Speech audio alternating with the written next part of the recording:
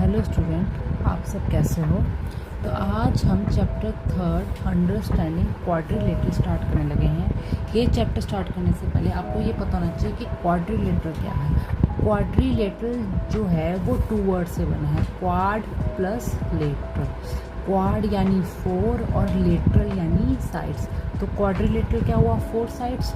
तो क्वाड्रिलेटरल क्या है, क्वाड्रिलेटरल एक पॉलिनोमियल है जिसकी 4 साइड्स होती हैं, 4 वर्टेक्स होते हैं एंड 4 ही एंगल होते हैं। और जो क्वाड्रिलेटरल है वो एक 2 डायमेंशनल शेप है। 2 डायमेंशनल शेप मतलब वो शेप जिसके अंदर आपको उस ऑब्जेक्ट की लेंथ और ब्रेथ ही मिलेगी, मतलब उसका एक फेस ही आपको शो होगा। देखो ये इसको आप क्या कह सकते हो, क्वाड्रिलेटरल। क्यों?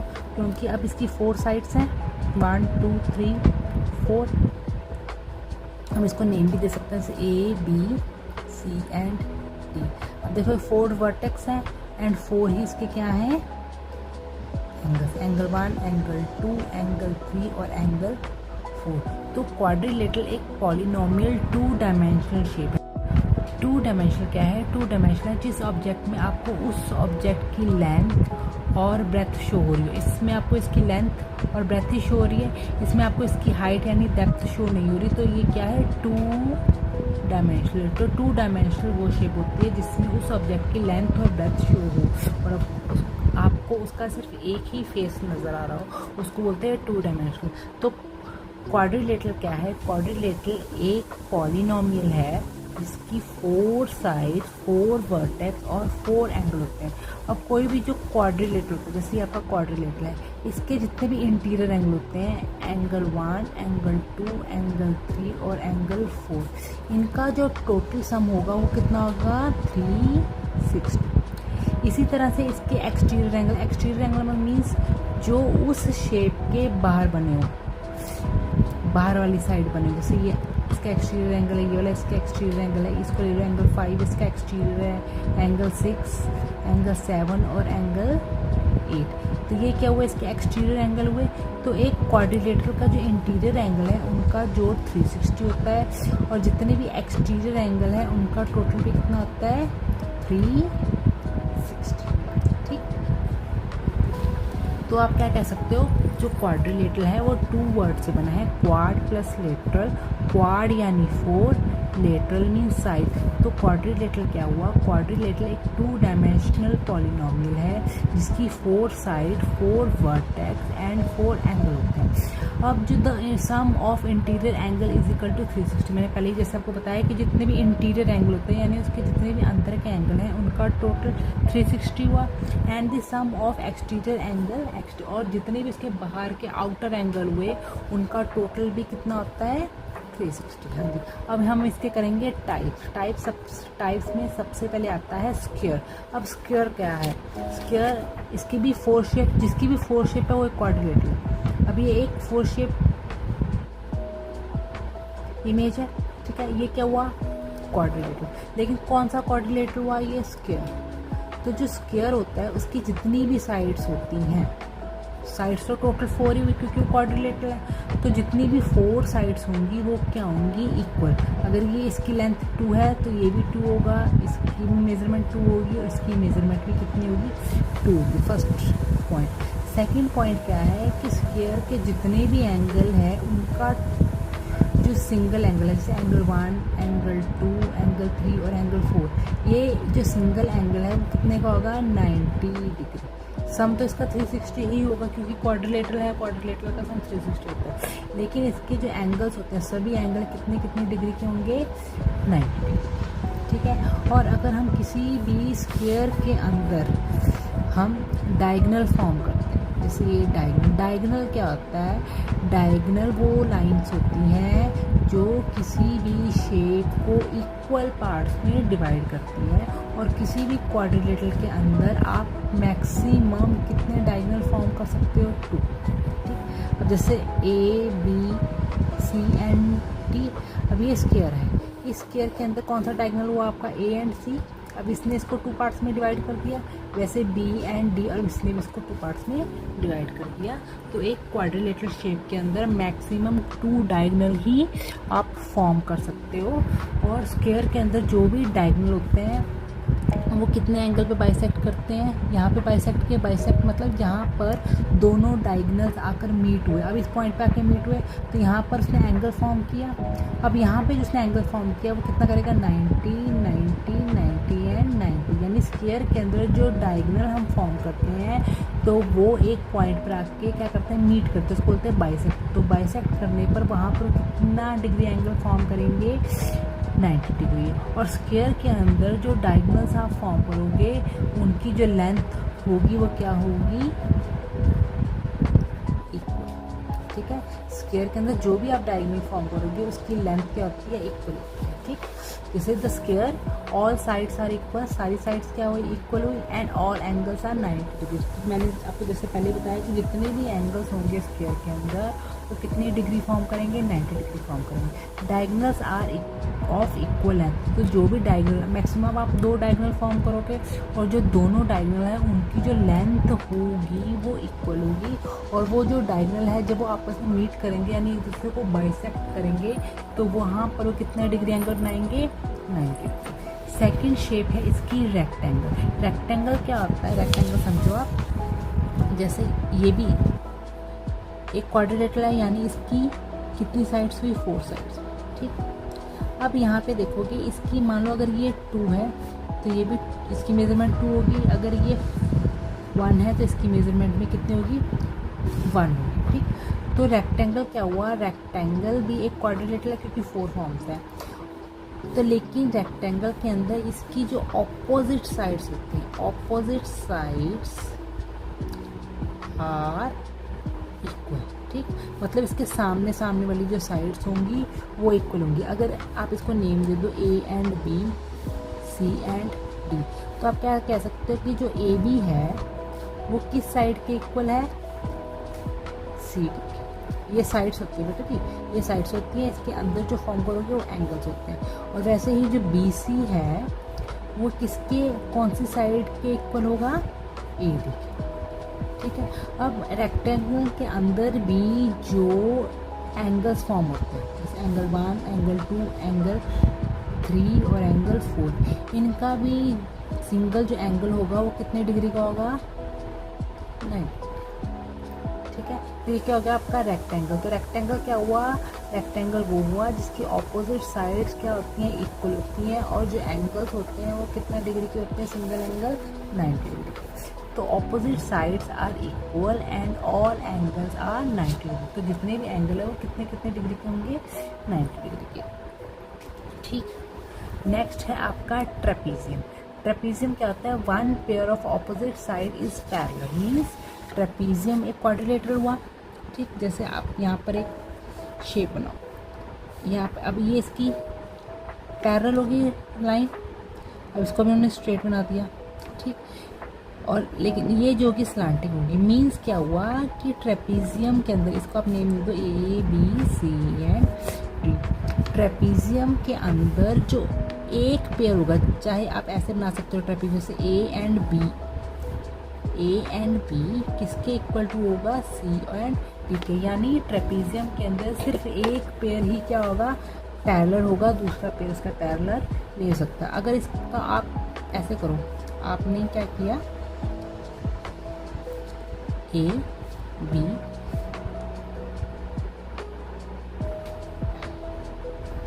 C एंड D, आप इसको ऐसे भी फॉर्म कर सकते हो। ठीक है, तो सिर्फ इसका क्या होता है, जो एक पेयर होता है, अब यहाँ पर ये पेयर पैरेलल है और यहाँ पर ये वाला पेयर पैरेलल है, तो ओनली इसमें आप लिख सकते हो कि A D is equal to BC, means कि सिर्फ एक पेयर ही क्या होगा, पैरेलल होता है, जो दूसरा पेयर होता है वो नॉन पैरेलल होता है। ठीक है, उसको बोलते हैं ट्रेपीजियम। तो एक दूसरा ट्रेपीजियम होता है आपका आइसोलेस। आइसोलेस ट्रेपीजियम कौन सा होता है, जिसमें कोई वो नॉन पैरेलल साइड होती है वो इक्वल होती है। जैसे आप क्या सकते हो, जैसे आपके पास आ जाइए एंड दिस वन। अब आप इसमें देखो, ये भी स्लांटिंग है और ये भी स्लांटिंग है, तो ये क्या हो गया, आइसोलेस ट्रेपीजियम।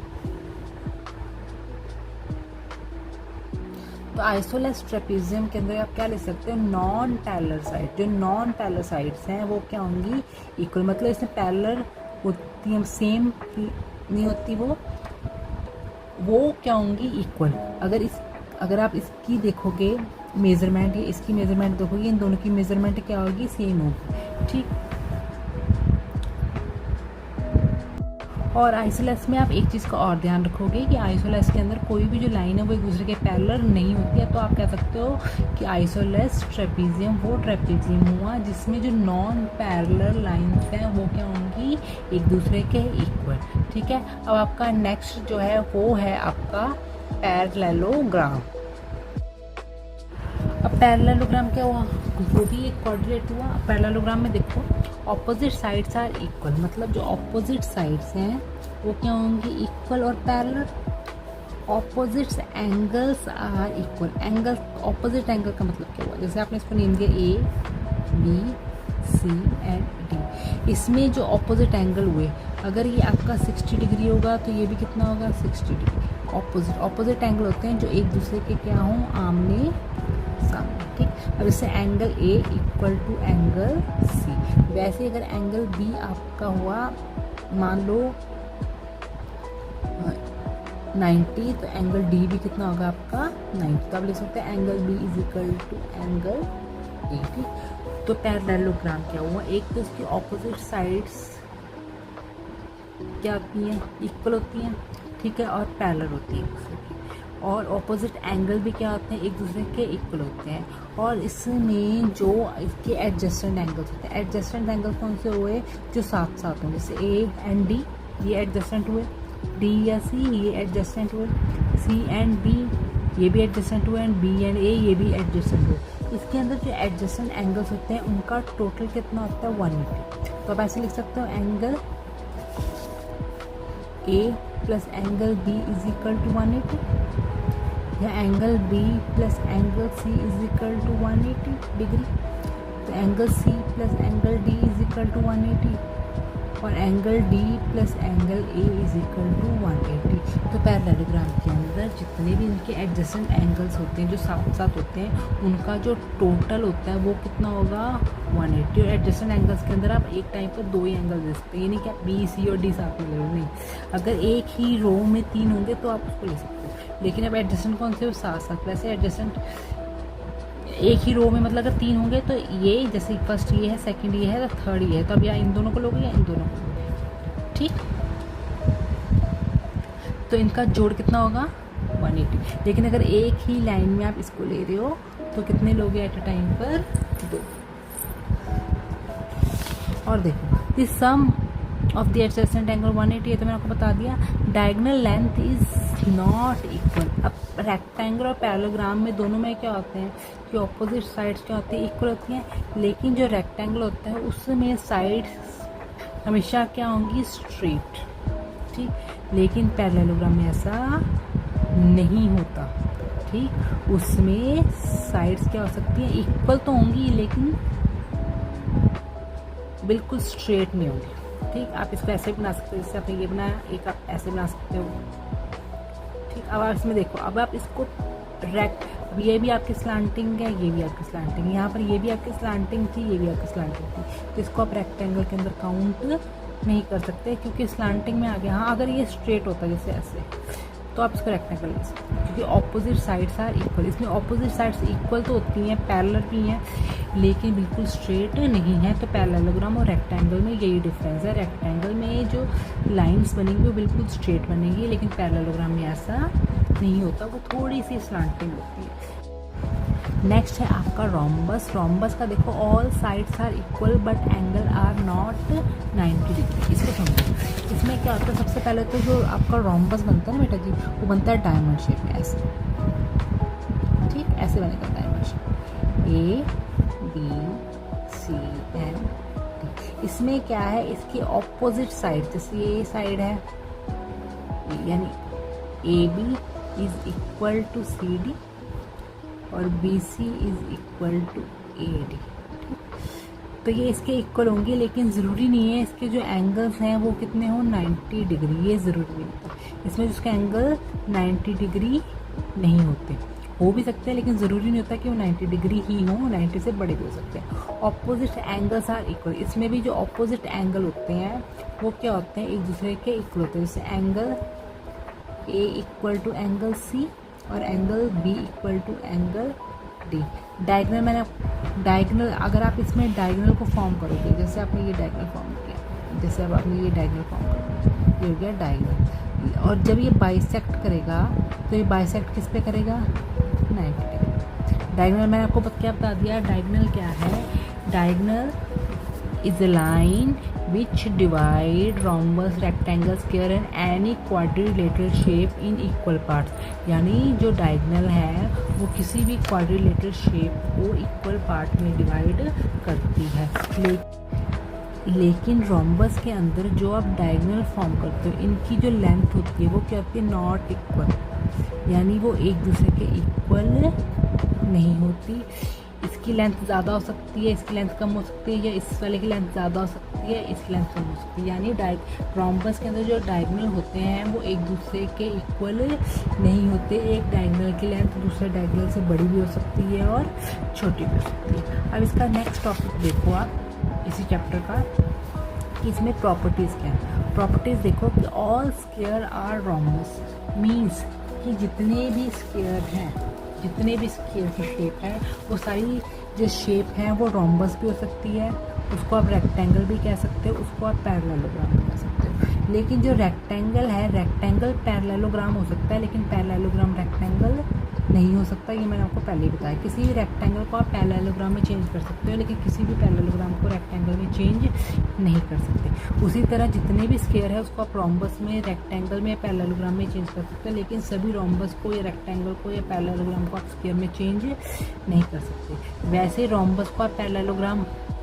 में चेंज कर सकते हो, लेकिन पैरेललोग्राम को आप रोम्बस में चेंज नहीं कर सकते। ठीक, इसका जो लास्ट टॉपिक है वो है ट्राइंगल। अब ट्राइंगल से समझो, ट्राई यानी 3, एंगल यानी उसके एंगल। तो ट्राइंगल क्या हुआ, ट्राइंगल वो 2D शेप हुई, ये एक 2D शेप है, यानी 2 डायमेंशनल शेप है। जैसे तो ट्राइंगल क्या हुआ, वो शेप जिसके कितने एंगल हैं, 3 एंगल है। अगर 3 एंगल हुए तो कितनी साइड्स हुई, 3 साइड्स हुई, 3 वर्टेक्स हुए। तो इसको आपको वन ही फेस नज़र आ रहा है। हाँ, तो ट्राइंगल भी एक पॉलिनोमियल है जिसके क्या होंगे, 3 एंगल्स, 3 साइड और 3 वर्टेक्सेस। यानी ट्राइंगल एक 2D शेप है जिसके 3 एंगल, 3 साइड या 3 वर्टेक्सेस होते हैं। और जो ट्राइंगल है उनके जो इंटीरियर एंगल यानी जो इनसाइड के जो एंगल्स हैं, जैसे एंगल ए, एंगल बी या एंगल सी, यानी angle A plus angle B plus angle C, इनका सम कितना होगा, 180। ठीक, अगर इसके आप एक्सटीरियर एंगल हो, जैसे एक्सटीरियर एंगल आप जो एक्सटीरियर एंगल यानी जो बाहर फॉर्म होंगे, इनका जो जोड़ है यानी इनका जो सम है, एक्सटीरियर एंगल का सम कितना होता है इसका, 360। ठीक, ट्राइंगल के इंटीरियर एंगल है उनका सम 180 होता है, और जो एक्सटीरियर एंगल है उसका सम 360 होता है। और 3.1 का फर्स्ट क्वेश्चन है, the 2 adjacent sides of a parallelogram are 6 centimetre and 8 centimetre, find the perimeter of the parallelogram. हमने इसको कैसे सॉल्व करना है, सबसे पहले आपने इसका डायग्राम बनाना। तो उसमें क्या बोला है, क्या है कि एक पैरेललोग्राम है, इसकी एक साइड कितनी है, 6, और इसके साथ वाली साइड एडजेसेंट यानी साथ वाली साइड वो कितनी है, 8। ठीक, एक साइड आपको दी गई 6 सेंटीमीटर और इसके साथ वाली ही कितनी दी गई है, 8 सेंटीमीटर। अब पैरेललोग्राम में जैसे मैंने आपको बताया था कि इसके ऑपोजिट साइड्स क्या होती है, इक्वल। अगर इसको आप नेम दे दो ए, बी, सी एंड डी, तो क्या हुआ, जो ए बी है वो किसके पैरेलल है, सी डी के। वैसे ही जो ए सी है वो पैरेलल है किसके, बी डी के। ठीक, तो अगर ए बी आपका 6 सेंटीमीटर है तो सी डी भी आपका कितना होगा, 6 सेंटीमीटर। इसी तरह अगर ए सी आपका 8 सेंटीमीटर है तो बी डी भी आपका कितना हुआ, 8 सेंटीमीटर। अब आपने क्या करना है, हमने फाइंड आउट करना है पेरीमीटर। अब पेरीमीटर का मीन्स क्या होता है, पेरीमीटर का मतलब होता है कि किसी भी ऑब्जेक्ट की जो बाउंड्री होती है उसकी लेंथ, उसको आप बोलते हो पेरीमीटर। यानी कोई भी जो ऑब्जेक्ट है उस ऑब्जेक्ट के जो एजेस हैं, जैसे ये एज है इसका 6 centimetre plus 8 centimetre plus 6 centimetre plus 8 centimetre, तो किसी भी शेप की 2D शेप के जो एजेस हैं, जो उसका आउटर पार्ट है, उसका जो टोटल, उसके एजेस का जो टोटल सम पूरा टोटल होगा वो क्या होगा, उस ऑब्जेक्ट का पेरीमीटर। यानी इस ऑब्जेक्ट की जो बाउंड्री है, उस बाउंड्री का जो टोटल है वो उस ऑब्जेक्ट का पेरीमीटर होगा। तो आप पेरीमीटर कैसे काउंट करोगे, 6 + 8 + 6 + 8, तो पेरीमीटर ऑफ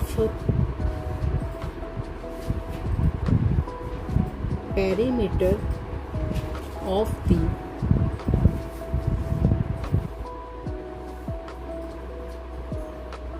पैरेललोग्राम, इसका फॉर्मूला क्या हुआ, 2 लेंथ प्लस ब्रेथ। मीन्स अगर आपको लेंथ दी गई है 6 centimetre and breadth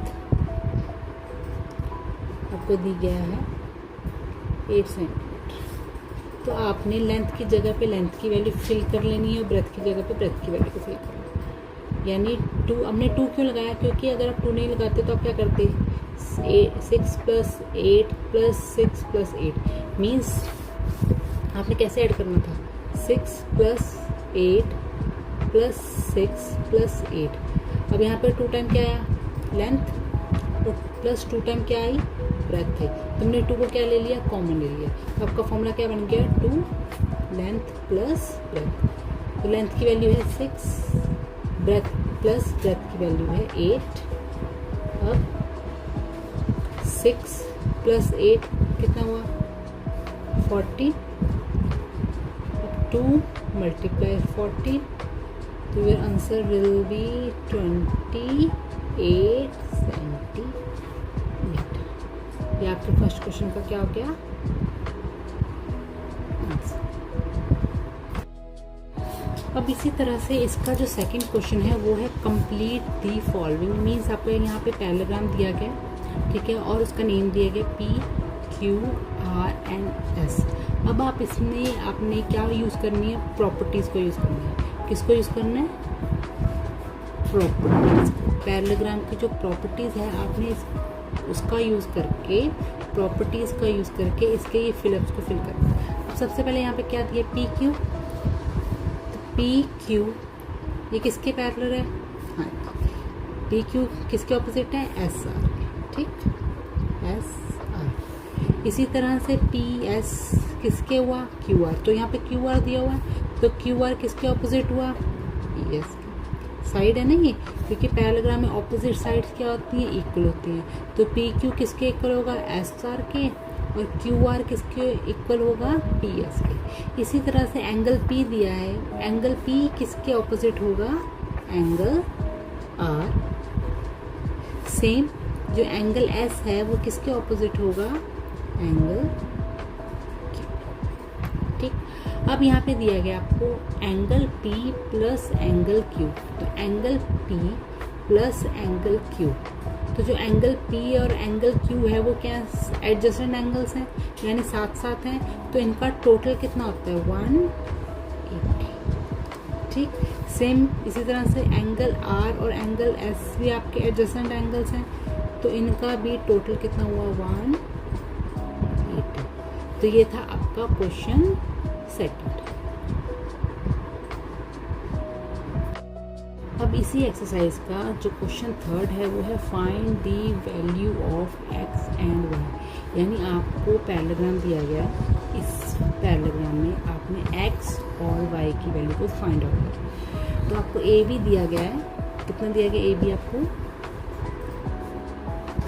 2y - 3, BC आपको दिया गया है 14, CD आपको दिया गया है 7, और AD आपको दिया गया है, AD की वैल्यू दी आपको 3x + 5। ये सारे आपके क्या हो गए, गिवन, क्योंकि ये सारे गिवन है, क्योंकि जो आपको पहले से ही क्वेश्चन के अंदर बताया गया हो उसको गिवन कहते हैं, ठीक है। तो अब हमने x और y की वैल्यू को फाइंड आउट करना है। अब हम क्या लिखेंगे, A B is equal to C D. क्यों? ऑपोजिट साइड्स, ऑपोजिट साइड्स नहीं। हाँ जी, ये देखो जो ए बी है वो किसके ऑपोजिट है, सी डी के। तो ए बी की वैल्यू कितनी दी गई है, 2y minus 3 equal to C D की वैल्यू है 7। अब वेरिएबल की वैल्यू एक साइड 2y इक्वल टू 7 3। अब जो है 3 है वो लेफ्ट हैंड साइड से राइट हैंड साइड आएगा, तो उसका साइन क्या हो जाएगा, चेंज, यानी माइनस में था तो प्लस में हो गया। अब 2y 7 प्लस 3 10। अब y इक्वल टू 10 अपॉन 2, क्योंकि 2 यहाँ पे मल्टीप्लाई होते हैं, यहाँ पे क्या हो जाएगा, डिवाइड। तो 2 1 ज़ा 2, 2 5 ज़ा 10। तो y की वैल्यू आ गई आपकी 5। सेम इसी तरह से अपने x की वैल्यू निकालना। अब x की वैल्यू कैसे है, हाँ देखो, BC किसके ऑपोजिट है, AD के। तो BC की वैल्यू 14, AD की वैल्यू 3x प्लस 5। तो आप लिख सकते हो AD is equal to BC। क्यों? ऑपोजिट साइड्स, क्योंकि क्या है वो एक दूसरे के ऑपोजिट। AD की वैल्यू मैंने को बताया कितनी दी है, 3x प्लस 5, और BC की वैल्यू दी गई है 14। सेम वेरिएबल वाली वैल्यू एक साइड 14 5, और 5 लेफ्ट हैंड साइड प्लस में है तो राइट हैंड साइड जाके क्या हो जाएगा, और 3x 14 माइनस 5 आपका हो गया 9। अब x इक्वल टू 9 अपॉन 3, क्योंकि 3 यहाँ मल्टीप्लाई होते हैं, यहाँ जाके डिवाइड हो जाएगा। 3 1 ज़ा 3, 3 3 ज़ा 9। तो x की वैल्यू आ गई आपकी 3। ठीक, तो आप लिख सकते हो y equal to 5 and x equal to 3, और ये हो गया आपका आंसर। पहले हमने क्वेश्चन थर्ड का फर्स्ट पार्ट किया, अब हम क्वेश्चन थर्ड का सेकंड पार्ट करेंगे। इसमें भी आपको पैरेललोग्राम में वैल्यूज़ दी गई हैं। ए बी की वैल्यू दी गई है आपको, ए बी की वैल्यू है आपकी 4y, बी डी की वैल्यू है 15, सी डी की वैल्यू आपको दी गई है 16 एंड ए सी की वैल्यू आपको दी गई है 5। सेम ए बी किसके इक्वल टू है, सी डी। क्यों? Opposite side. ठीक, ऑपोजिट साइड्स। तो ए बी की वैल्यू है 4y, देन सी डी की वैल्यू है 16, then y equal to 16 upon 4, क्योंकि 16 यहाँ पे मल्टीप्लाई होता है, यहाँ तक क्या हो जाएगा, डिवाइड। तो 4 1 ज़ा 4, 4 2 ज़ा 16। तो y की वैल्यू आपकी आ गई 4 सेंटीमीटर। इसी तरह से हम x की वैल्यू निकालेंगे। x में भी आप यहाँ पे बी डी किसके इक्वल है, ए सी। तो हम लिखेंगे A C is equal to B D. A C की वैल्यू है 5x और बी डी की है 15। x is equal to 15 upon 5। 5 यहाँ पे मल्टीप्लाई, यहाँ जाके डिवाइड हो जाएगा। 5 1 ज़ा 5, 5 3 ज़ा 50। तो x की वैल्यू आ गई आपकी 3 सेंटीमीटर। तो ये था आपका क्वेश्चन थर्ड। अब हम क्वेश्चन फोर्थ स्टार्ट करने लगे हैं। क्वेश्चन फोर्थ क्या बोल रहा है, 2 adjacent angle of a parallelogram are in ratio 4:5, find the measurement of all the angle. तो इसमें आपको एक पैरेललोग्राम दिया गया है, जैसे आप ये पैरेललोग्राम लिया, ठीक है। अब इस पैरेललोग्राम को आप कोई भी नेम दे सकते हो अपने अकॉर्डिंग, जो आपको अच्छा लगे। मैंने दिया A B C and D. अब उन्होंने बोला है कि एडजेसेंट एंगल, एडजेसेंट यानी जो साथ साथ होते हैं, जैसे ये हो गया एंड ये हो गया। आप ए बी भी ले सकते हो, बी डी भी ले सकते हो, डी सी भी ले सकते हो, सी भी ले सकते हो, जैसे आपको अच्छा लगे। तो 4:5, 4 यानी 4x और 5 यानी 5x। क्योंकि यहाँ पे रेशियो में दिया है तो हम इसकी वैल्यू के साथ क्या यूज़ करेंगे, एक्स यूज़ करेंगे। तो अब उन्होंने बोला है कि जितने भी एंगल हैं इस पैरेललोग्राम के अंदर, जितने भी एंगल्स हैं उन सब की वैल्यू को हमने फाइंड आउट करना है। यानी हमने एंगल ए को भी फाइंड आउट करना है। अब एंगल ए की वैल्यू दी गई आपको 4x, एंगल बी हमने फाइंड आउट करना है, एंगल डी भी हमने फाइंड आउट करना है, और एंगल जो सी है वो दिया गया आपको 5x। ठीक है, अब इसको हम सॉल्व कैसे करेंगे, चलो इसको सॉल्व करते हैं। इसका सोल्यूशन कैसे होगा, हम इसको सॉल्व कैसे करेंगे। The sum of two adjacent angle in a parallelogram कितने होते हैं, कितना सम होता है 180।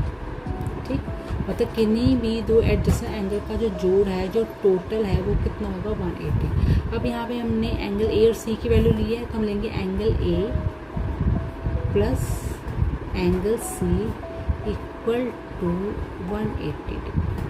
ठीक, अब एंगल ए कितना दिया 4x और एंगल कितना दिया सी हमें 5x इक्वल टू 180 डिग्री। अब 5 + 4 कितना आ गया 9x, तो 9x इक्वल टू 180 डिग्री। अब x equal to 180 divided by 9, तो अब आप 180 को 9 से क्या कर दोगे, कट कर दोगे। 9 × 1 = 9, 9 × 20 = 180। तो आपके पास जो x की वैल्यू आई वो कितनी आई 20 डिग्री। अब आपके पास x की जो वैल्यू आई 20 डिग्री आई, तो एंगल a कितना था, एंगल a = 4x, यानी 4x की वैल्यू आई आपके पास 20, तो आपने 20 को मल्टीप्लाई कर दिया तो आपके पास एंगल a हो गया 80 डिग्री।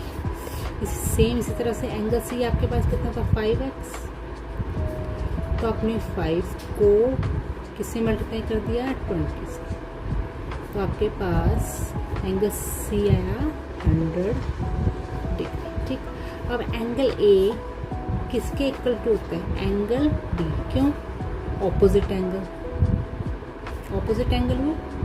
ठीक, अगर एंगल a हमारा 80 डिग्री है, अगर एंगल a हमारा 80 डिग्री है तो एंगल d भी कितना हुआ 80। ठीक, क्योंकि ऑपोजिट एंगल है, तो जितना एंगल a की वैल्यू होगी उतनी ही एंगल d की वैल्यू होगी। ये मैंने आपको कल भी इसकी प्रॉपर्टी बताई थी। इसी तरह से अगर आपका एंगल c जो है वो किसके इक्वल है, एंगल b, सेम, ये भी ऑपोजिट एंगल है। ठीक, ऑपोजिट एंगल।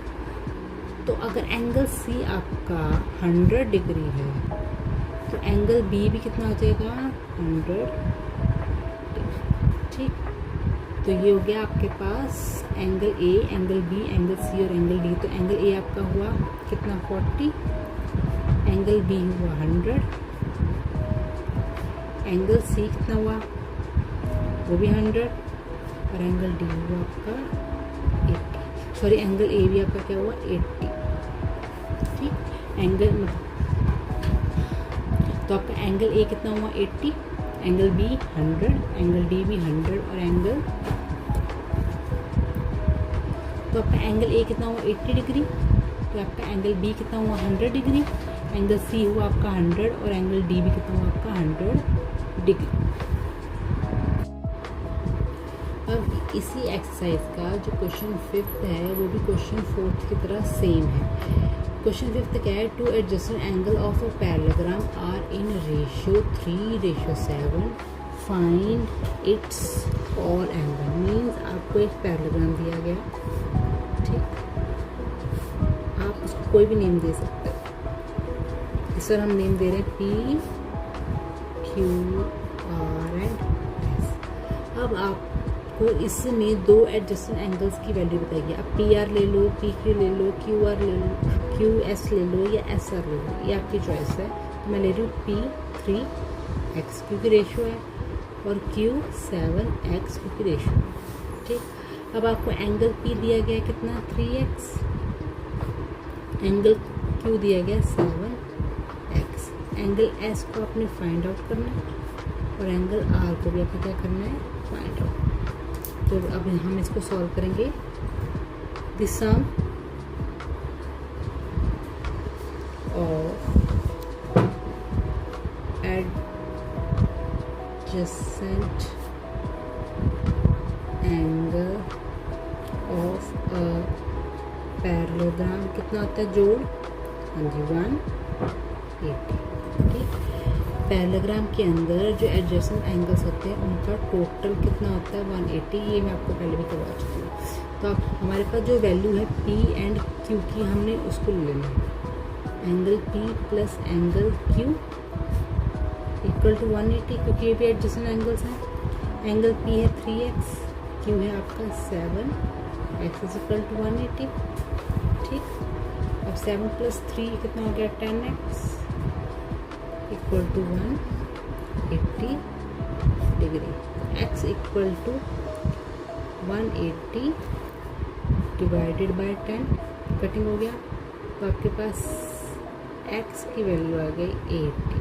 ठीक, अब आपने इस वैल्यू से सभी एंगल्स को फाइंड आउट करना है। तो एंगल P था आपका 3x, तो आपने क्या करना है, 3 मल्टीप्लाई 80, आपके पास आ गया 8 3 5, तो आपके पास आ गया 3 मल्टीप्लाई 80 इज इक्वल टू 54। क्या एंगल P था आपका 3x, तो आपने 3 को 80 से मल्टीप्लाई कर दिया, x की वैल्यू से मल्टीप्लाई कर दिया, तो आपके पास आ गया एंगल 54। तो इसी तरह से आप एंगल Q निकालोगे, वो क्या है 7x, तो 7 मल्टीप्लाई 80, तो इसको आप मल्टीप्लाई करो 7 को, तो आपके पास आ गया 126।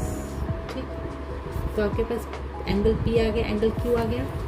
तो एंगल P किसके ऑपोजिट है, एंगल S, क्योंकि ऑपोजिट एंगल है।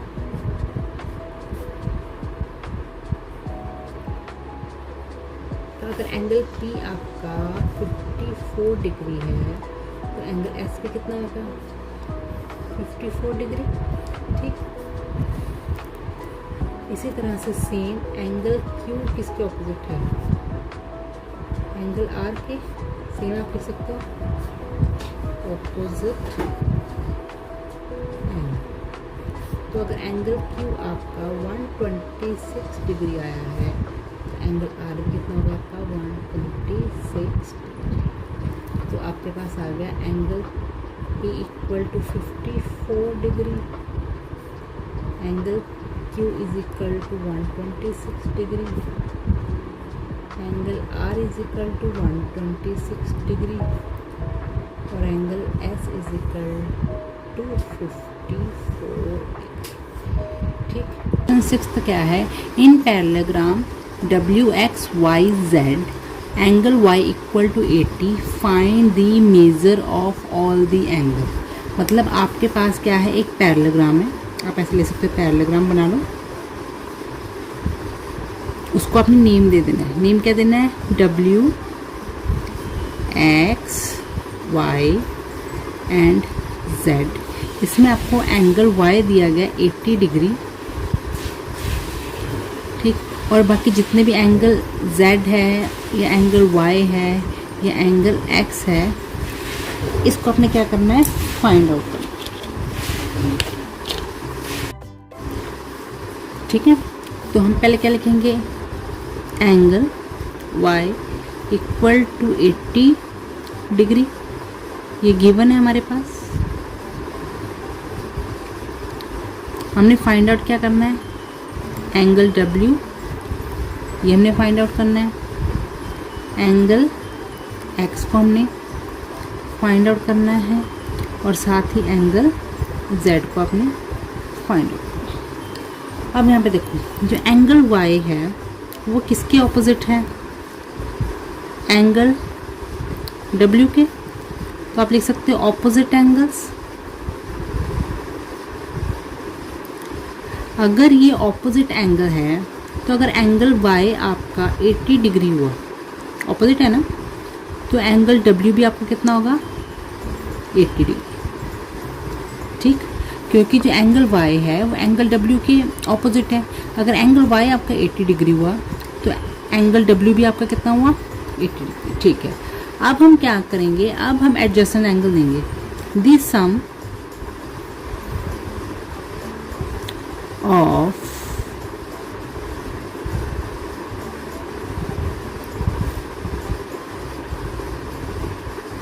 कितना आता है 180, ठीक। तो दो एडजेसेंट एंगल का जोड़ कितना होता है 180। तो angle Z plus angle Y equal to 180 degree. आप एंगल Y और Z भी ले सकते हो या फिर आप एंगल Y और X भी ले सकते हो, ये आपके ऊपर है। तो एंगल Z हमने फाइंड आउट करना है, एंगल Y हमें प्लस एंगल Y हमें कितना दिया है 80 डिग्री इक्वल टू 180 डिग्री, ठीक है। तो angle Z equal to 180 degree minus, अब ये लेफ्ट हैंड साइड से राइट हैंड साइड आएगी वैल्यू, तो किसका साइन लगेगा माइनस का, क्योंकि पॉजिटिव में था फिर नेगेटिव में। तो एंगल Z कितना हो गया 180 माइनस 80 100, तो आपके पास एंगल Z कितना आ गया 100, ठीक। अगर एंगल Z 100 डिग्री है तो angle Z equal to angle X, क्यों ऑपोजिट एंगल्स, ठीक। अगर ये ऑपोजिट एंगल्स हैं तो अगर एंगल Z आपका 100 डिग्री निकला है, ठीक, तो एंगल X भी कितना हो गया 100, ठीक। तो आपके पास आंसर आ गया, कैसे, एंगल Z आ गया आपके पास 100 डिग्री, ठीक, एंगल X भी 100 आ गया, एंगल Y कितना था 80 डिग्री, ये हमें गिवन ही था, और एंगल W आपके पास कितना आ गया 80 डिग्री। अब इसका 7th क्वेश्चन है, in parallelogram best angle B equal to 105 find the measure of all the angles. ये भी जो क्वेश्चन 6 है, ये क्वेश्चन भी सेम वैसा ही है। आपको एक बेस्ट पैरेललोग्राम दिया गया है BEST, ये पैरेललोग्राम हो गया। एंगल B इसमें आपको दिया गया 108, आपने एंगल E, एंगल S और एंगल T को क्या करना है फाइंड आउट करना है। तो आप क्या लिखोगे, एंगल B इक्वल टू 105, तो आपको एंगल B दिया गया 105, ये क्या है आपका गिवन।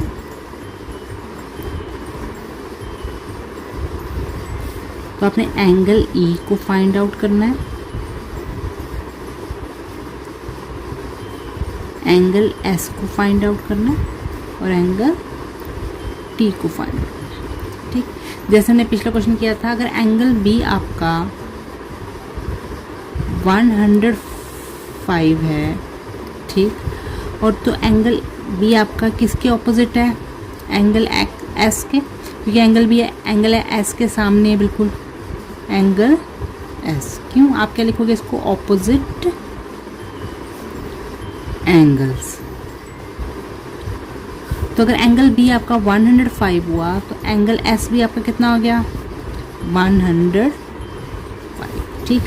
सेम इसी तरह से आप क्या करोगे आगे, the sum of adjacent angles equal to 180। तो आप S और E भी ले सकते हो, B और E भी ले सकते हो, या B और T भी ले सकते हो। तो मैंने लिया angle B plus angle T equal to 180 degree. अब एंगल B कितना दिया गया 105 degree plus angle T equal to 180, ठीक। अब angle T equal to 180 minus 105 degree. 180 minus 105 कितना हो गया, कैरी गया 575 डिग्री। अगर एंगल टी जो है 75 है तो एंगल टी किसके ऑपोजिट है, एंगल ई के। एंगल टी जो है वो किसके ऑपोजिट है, एंगल ई के, क्योंकि एंगल टी एंगल ई के सामने है। तो angle T equal to angle E, क्यों, ऑपोजिट एंगल्स।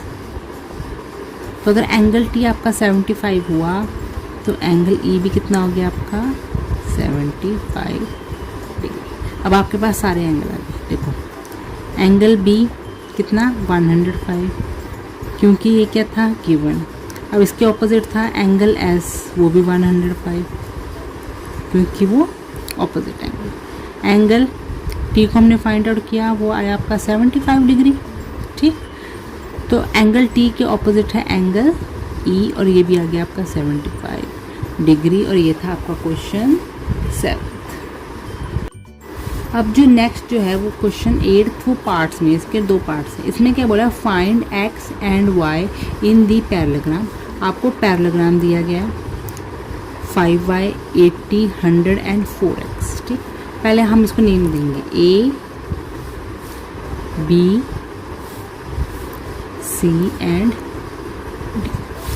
तो एंगल ए आपको दिया गया है 5y। ठीक, एंगल बी आपको दिया गया है 80 डिग्री। एंगल सी आपको दिया गया 100 डिग्री। ठीक, और आपको एंगल डी दिया गया है 4x। ये सारे क्या हैं, गिवन। ये भी गिवन है, ये भी गिवन है, ये भी गिवन है, और ये भी क्या है, ठीक।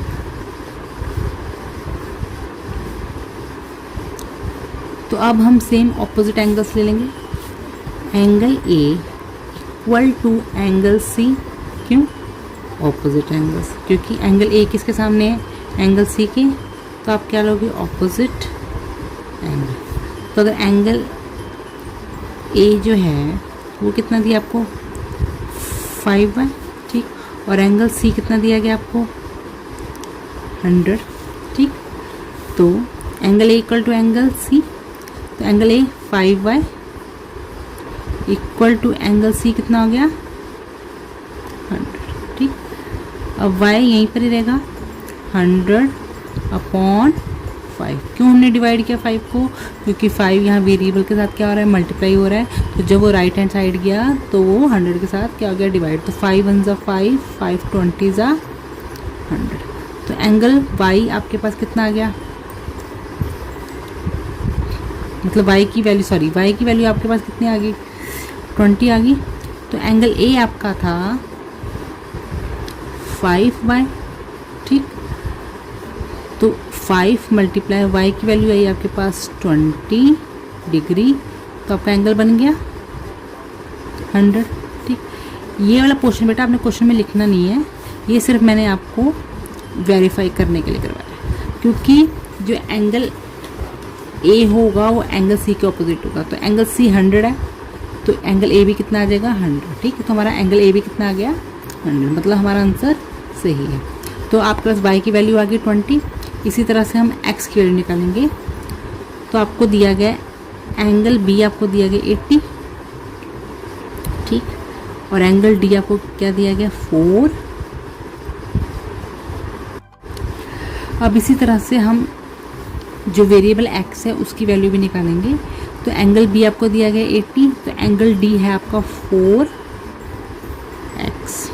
ठीक, तो angle b equal to angle d, क्यों, ऑपोजिट एंगल्स है। ठीक, ऑपोजिट एंगल्स। तो अगर एंगल b आपको दिया गया 80 और d आपका कितना आ गया 4x। ठीक, तो 80 divided by 4 equal to x, क्योंकि यहाँ पर 4 एक्स वेरिएबल के साथ मल्टीप्लाई हो रहा है तो वहाँ जाकर डिवाइड हो जाएगा। तो 4 1 ज़ा 4, 4 2 ज़ा 20। तो आपके पास एक्स की वैल्यू कितनी आ गई? 20। सेम अगर आपने इसको भी वेरीफाई करना है तो आप कैसे कर सकते हो? Angle D equal to 4x, ठीक। तो 4 मल्टीप्लाई 20 इक्वल टू 80, ठीक। तो एंगल बी कितना दिया था? 80। तो एंगल डी भी कितना हो गया? 80। ये भी सिर्फ वेरीफाई करने के लिए, ठीक। तो आपके पास आंसर आ गया, वाई वेरिएबल का आंसर आया आपके पास 20, ठीक। और एक्स वेरिएबल का आपके पास आंसर आया 20, ठीक।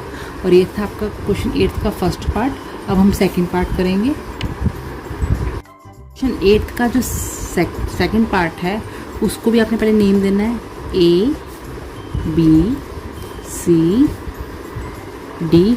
आप अपने अकॉर्डिंग इसको और कोई भी नेम दे सकते हो, ठीक। तो इसमें भी आपको एंगल ए दिया गया है कितना? 120। ये भी फर्स्ट पार्ट की तरह ही है जैसे मैंने आपको फर्स्ट पार्ट करवाया।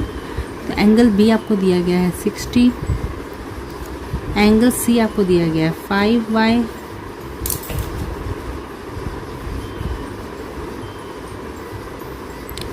एंगल डी आपको दिया गया है 3x।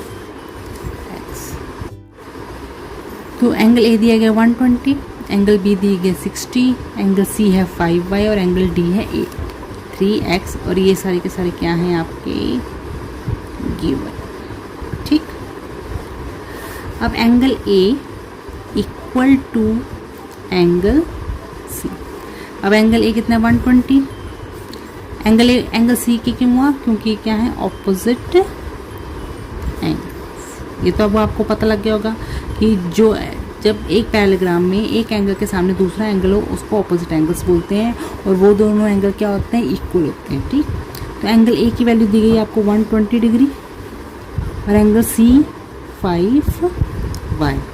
तो 120 डिवाइडेड बाय 5, क्योंकि यहाँ पे 5 वेरिएबल का मल्टीप्लाई हो रहा है तो लेफ्ट हैंड साइड जाके क्या हो जाएगा? डिवाइड। हाँ जी 5। तो अब हम इसको क्या करेंगे? कटिंग करेंगे। 5 1 ज़ा 5, 5 2 ज़ा 10, 24। तो आपके पास आंसर आ गया y का 24 डिग्री। इसी तरह से हम x की वैल्यू निकालेंगे। तो एंगल b आपको कितना दिया गया है? 60, ठीक। तो एंगल d आपको कितना दिया गया है? 3x। तो angle b equal to angle d, क्यों? ऑपोजिट एंगल्स, ठीक। तो अगर एंगल b 60 है, एंगल d आपका 3x, ठीक। तो 60 divided by 3 equal to x, क्योंकि यहाँ पे 3x के साथ वेरिएबल के साथ मल्टीप्लाई हो रहा है तो वहाँ जाकर डिवाइड हो जाएगा। 3 1 ज़ा 3, 3 2 ज़ा 6। तो आंसर आ गया 20। तो आपके पास x की वैल्यू आई 20 डिग्री। तो आपके पास y की आई 24 डिग्री और x की क्या आई? 20 डिग्री। और इसके साथ ही आपका जो क्वेश्चन 8 है वो ख़त्म होता है। तो अब आपका इस एक्सरसाइज का जो क्वेश्चन 9 है वो देखो। In parallelogram A B C D diagonal A C and B D intersect at O if AC equal to 12 cm and BD equal to 16 cm then find AO and OD। तो पहले हम इसका diagram बनाएंगे, ठीक। इसमें क्या बोला गया है कि आपके पास एक पैरेललोग्राम है और उस पैरेललोग्राम का क्या नेम है? A B C D। हमें जैसे क्वेश्चन ने बोला हम तो वैसे करते हैं। अब AC एक डायगोनल है, ठीक। देखो अब जब हम किसी भी पैरेललोग्राम में जब डायगोनल्स बनाते हैं वो उसके एक वर्टेक्स को दूसरे वर्टेक्स से ज्वाइन करता है तब एक डायगोनल फॉर्म हो जाता है। वन डायगोनल से आप पैरेललोग्राम को 2 इक्वल पार्ट्स में डिवाइड कर सकते हो। और दूसरा डायगोनल है आपका B एंड D। और 2 डायगोनल से आप किसी भी पैरेललोग्राम को 4 पार्ट्स में डिवाइड कर सकते हैं। अब आपको गिवन है AC इक्वल टू 12 सेंटीमीटर, यानी जो AC वाला आपका डायगोनल है वो कितना है? 12 सेंटीमीटर, ठीक। और BD equal to 16 centimetre. Means जो BD वाला डायगोनल है वो आपका है 16 सेंटीमीटर। अब आप यहाँ पे आपको एक और बात बोली गई है कि AC and BD intersect at O। तो जो AC और BD डायगोनल है वो कहाँ पे इंटरसेक्ट कर रहे हैं? O पे। तो मैंने आपको पिछली वीडियो में, इंट्रोडक्शन वाली वीडियो में बताया था कि जब दो डायगोनल बाइसेक्ट करते हैं तो जिस पॉइंट पे बाइसेक्ट करते हैं वो सारे कितने डिग्री के होते हैं? 90। ठीक, सारे 90 डिग्री के होंगे। अब आपने फाइंड आउट क्या करना है? OA and OD। तो AC आपको दिया गया 12 सेंटीमीटर और BD आपको दिया गया 16 सेंटीमीटर। ये दोनों ही क्या है? गिवन। और BD आपको दिया गया 16, ये भी है गिवन। तो आपने फाइंड क्या करना है? पहले हमने OA। तो OA क्या हुआ? हाफ।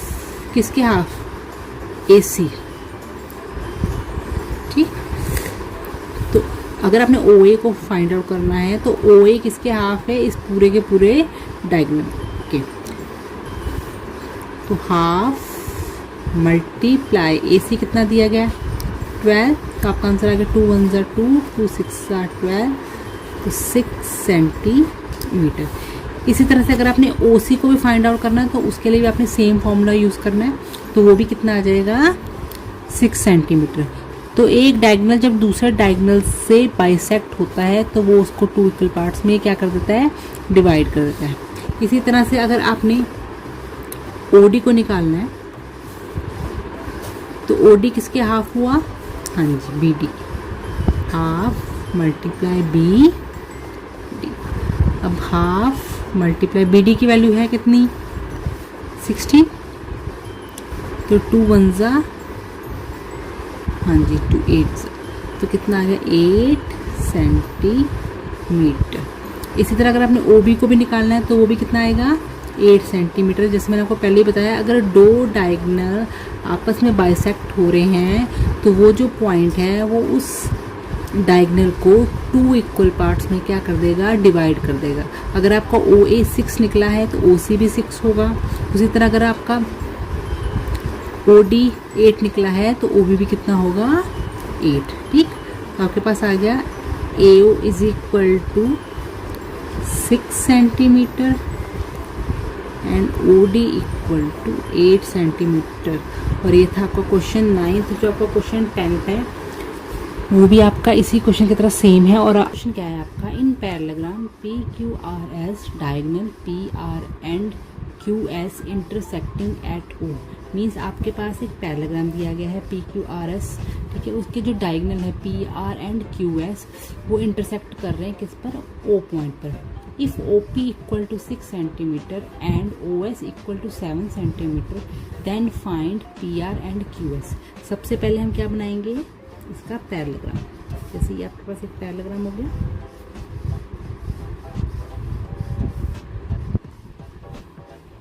अब आपने इसको नेम देना है P Q R and S। ठीक, अब एक आपका डायगोनल है PR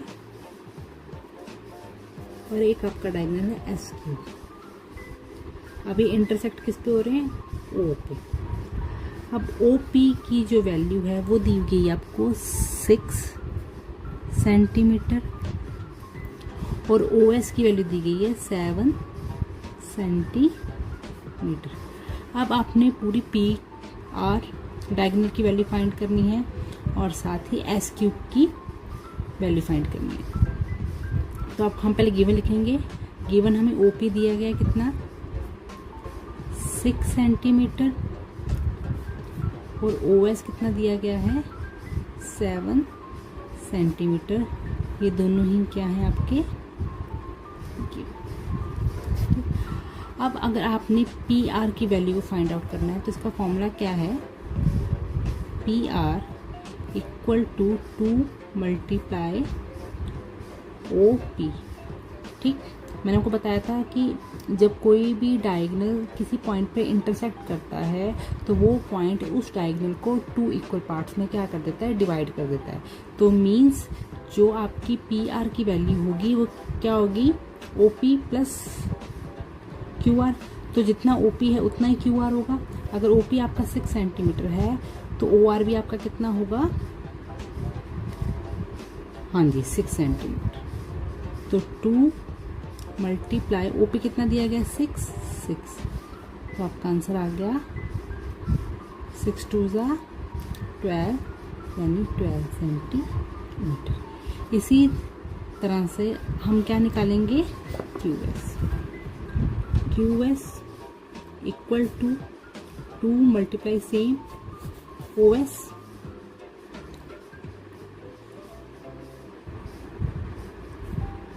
ठीक। अब OS की वैल्यू कितनी दी गई है 7 सेंटीमीटर, यानी 2 मल्टीप्लाई 7 2 ज़ा 14, तो आपका आ गया 14 सेंटीमीटर। तो PR आ गया आपके पास 12 सेंटीमीटर और QS आपके पास आ गया 14 सेंटीमीटर। ये हो गया आपके दोनों आंसर। अब हम करेंगे क्वेश्चन 11। क्वेश्चन 11 क्या, फाइंड X एंड Y इन दी पैराग्राम। हमने ये जो आपको एक पैराग्राम दिया गया है इसमें X और Y की क्या फाइंड आउट करनी है, वैल्यू फाइंड आउट करनी है। पहले तो आप इसको नेम दे दो A B C and D, ठीक। अब आपके पास गिवन क्या है, अब इसको कहाँ पे इंटरसेक्ट किया इसने, O पे, ठीक। गिवन क्या आपके पास A O equal to 2y और OC इक्वल टू 16 सेंटीमीटर, ठीक। इसी तरह से OD इक्वल टू 3x और OB इक्वल टू 18 सेंटीमीटर। ये सारे क्या हैं आपके गिवन, ठीक। अब जब हमने फाइंड आउट करना है, मैंने आपको पहले बता दिया कि जब किसी भी डायगोनल को एक पॉइंट, मतलब जब दो डायगोनल एक पॉइंट पे बाइसेक्ट करते हैं तो वो उसको 2 इक्वल पार्ट्स में क्या कर देते हैं, डिवाइड कर देते हैं। तो आप ऐसे लिख सकते हो AO इक्वल टू OC, ठीक। AO की वैल्यू कितनी दी गई है 2y एंड OC कितना है 16 सेंटीमीटर। तो y equal to 16 divided by 2, क्योंकि 2 यहाँ पे y के साथ क्या हो रहा है मल्टीप्लाई, तो 2 1 ज़ा 2 8 ज़ा, तो y की वैल्यू कितनी आ गई आपकी 8 सेंटीमीटर। इसी तरह से आप क्या निकालोगे, x की वैल्यू निकालोगे। x की वैल्यू का same OD equal to 3x, OD 3x दिया गया, लेकिन OD किसके इक्वल है, OB के। OD आपको दिया गया 3x, देन OD कितना दिया गया 18 सेंटीमीटर, ठीक। तो x equal to 18 divided by 3, क्योंकि 3 वेरिएबल के साथ मल्टीप्लाई हो गया तो वहाँ जाके डिवाइड हो गया, तो 3 1 ज़ा 3 6, तो आ गया आपका 6 सेंटीमीटर।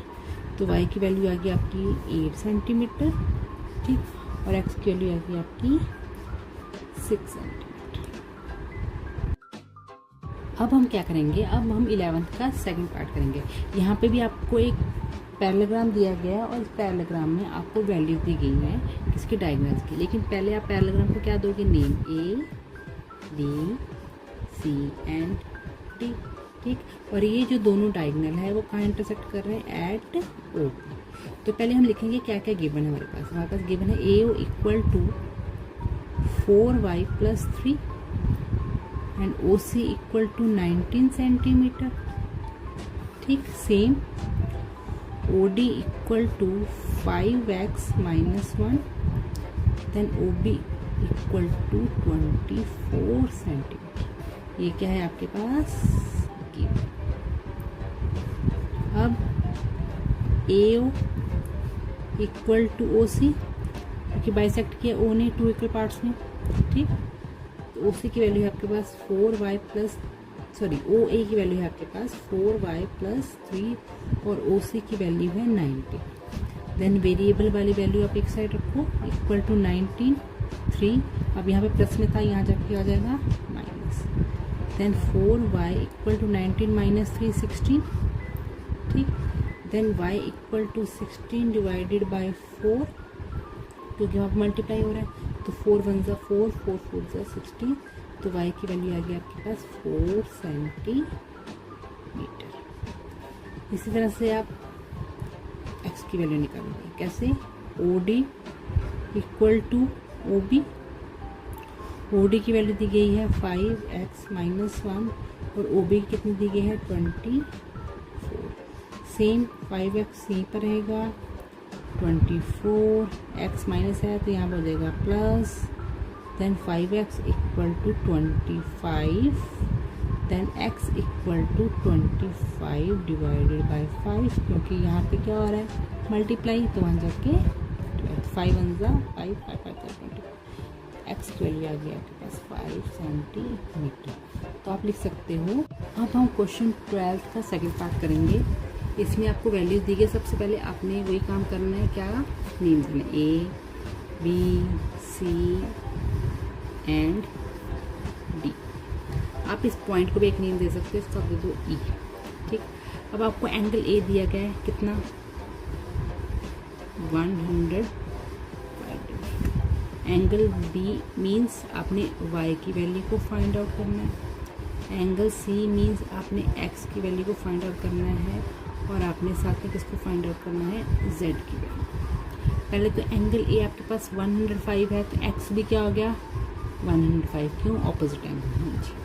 तो angle A equal to angle C, क्यों ऑपोजिट एंगल्स। तो एंगल A आपके पास कितना है 105 गिवन, एंगल C भी कितना हो गया आपके पास 105, मीन्स आपके पास x की वैल्यू आ गई 105 डिग्री। ठीक, अब हम किसको फाइंड आउट करेंगे y की वैल्यू, या आप B एंड C ले लो या A एंड B ले लो, आपके ऊपर डिपेंड करता है। तो हमने लिया angle A plus angle B equal to 180 degree, क्यों सेम एडजस्टमेंट।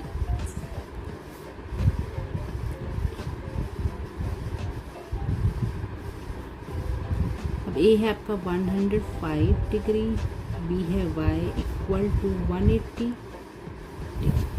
ठीक, तो y equal to 180 degree minus 105, क्योंकि यहाँ पे पॉजिटिव में है, तो जब राइट हैंड साइड आया लेफ्ट हैंड साइड से तो क्या हो गया नेगेटिव में। अब माइनस करो आप 5 7, तो आ गया, तो y की वैल्यू कितनी आ गई 75। ठीक, अब हम फाइंड आउट करेंगे किसको z की वैल्यू। इसको आपने कैसे फाइंड आउट करना, देखो अब आपका एंगल B जो है वो आ गया 75 डिग्री आपके पास।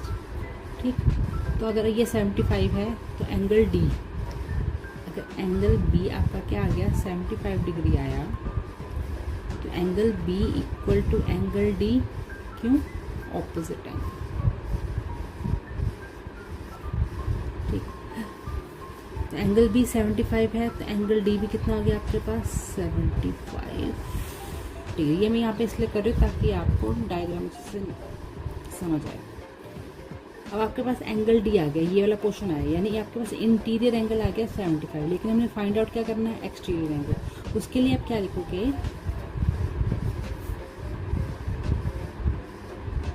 एंगल ADC, मतलब ये वाला एंगल, ये वाला आपके पास ये एंगल है ना 75, ये एंगल आया आपके पास 75, तो हमने लिया एंगल ADC प्लस जिस एंगल की हम बात कर रहे हैं उसको हम अंदर रखते हैं, और बाकी उसके क्या होते हैं साइड्स होती हैं। ADE मीन्स एक आपके पास इंटीरियर एंगल है और दूसरा आपके पास एक्सटीरियर एंगल, इक्वल टू 180, क्यों लीनियर पेयर। आप लिख सकते हो लीनियर पेयर, लीनियर पेयर है ना ये देखो ये एक लाइन पे आ रहे हैं, मीन्स ये क्या बना रहे हैं लीनियर पेयर। और लीनियर पेयर पे अगर एंगल बनते हैं वो कितने होते हैं, उनका टोटल कितना होता है, उनका सम कितना होता है 180 डिग्री। हाँ जी, तो जो एंगल D है वो तो आपके पास आ गया था 75, आया था ना एंगल ADC 75, तो ये आ गया आपके पास 75। और जो आपका एंगल ए डी ई है वो क्या है आपका जेड, तो आप लिखोगे plus z equal to 180 degree. तो जेड इक्वल टू 180 माइनस 75, तो 180 माइनस 75 कितना आ गया आपके पास 105 डिग्री। तो z की वैल्यू कितनी आ गया आपके पास 105 डिग्री। तो आपको x की वैल्यू भी आ गई, y की भी, और z की x की आई आपके पास 105, y की आई आपके पास 75 और z की कितनी आ गई 105। इसका थर्ड पार्ट देखो, सेम पहले आप क्या करोगे, आपके पास पैराग्राम है, पहले आपने इसको नेम देना है A B C and D. ठीक, अब एंगल ए यानी आपने y की वैल्यू को फाइंड आउट करना। एंगल डी बी और सी, एंगल डी बी और सी यानी आपने x की वैल्यू को फाइंड आउट करना। एंगल सी आपको दिया हुआ है कितना 102 डिग्री, ये है गिवन। ठीक, और angle A D B, angle A D और बी आपको दिया गया है 30 डिग्री, ये भी क्या है गिवन। अब हम इसको क्या करेंगे सॉल्व। पहले हम क्या करेंगे, एंगल सी आपका है 102 डिग्री। ठीक, angle C equal to angle A, क्यों सेम रीजन, ऑपोजिट एंगल्स। ठीक, एंगल सी अगर 102 है तो एंगल ए भी क्या हो गया आपका 102 डिग्री, यानी y की वैल्यू आ गई आपके पास 102 डिग्री। ठीक, तो y की वैल्यू आ गई आपके पास 102 डिग्री। ठीक, अब जो आपके पास एंगल है A D B, angle A D B वो किसके इक्वल है, एंगल डी बी सी के, किसके डी बी सी के, क्यों ऑल्टरनेट इंटीरियर एंगल्स। जेड की शेप बना रहे हैं ना, ये जो भी जेड की शेप बनाते हैं, जैसे ऐसे जेड की शेप है आपकी, तो ये एंगल इक्वल होते हैं। ठीक, अगर ये ऐसे फॉर्म करें तो ये वाले एंगल इक्वल होंगे, क्यों ये ऑल्टरनेट एंगल्स होते हैं। तो ये ऑल्टरनेट इंटीरियर एंगल क्योंकि अंदर की साइड है। ठीक, इसको ये जेड की शेप बनाइए, देखो ऐसे, यहाँ से ए डी बी एंड सी, तो ये एंगल और ये एंगल क्या होंगे सेम। तो ए डी बी आपका अगर 30 डिग्री है तो एंगल डी बी सी, अगर आपका एंगल ए डी बी 30 है क्योंकि गिवन है। ठीक, तो एंगल आपका डी बी सी वो भी कितना हुआ 30। मैं आपको पहले बताती हूँ ऑल्टरनेट इक्वल एंगल जो जेड की शेप में है। ठीक, उसके जो कॉर्नर होते हैं, जेड के जो कॉर्नर होते हैं वो एंगल क्या होते हैं एक दूसरे के इक्वल होते हैं। तो एक्स की वैल्यू आ गई आपके पास कितनी आई 30। ठीक, यानी आपके पास y की वैल्यू भी आ गई और आपके पास x की वैल्यू भी आ गई। अब आपने फाइंड आउट करनी है क्या, एंगल z। अब आप ये देखो जो बी डी सी ये क्या बन रहा है, ट्रायंगल बन रहा है। तो हम क्या लिखेंगे, कैसे ट्रायंगल बन रहा हो, ऐसे ऐसे। ठीक, यह आपका B, यह आपका C और यह आपका D, यानी आपका Z की वैल्यू आपने फाइंड आउट करनी है। ठीक है, X की वैल्यू हमने निकाल ली 30। ठीक, और जो C है वो आपको दिया होता 102। तो हम लिखेंगे इन ट्रायंगल, ट्रायंगल कौन सा है आपका B C D। ठीक, हम BCD की बात करें, BCD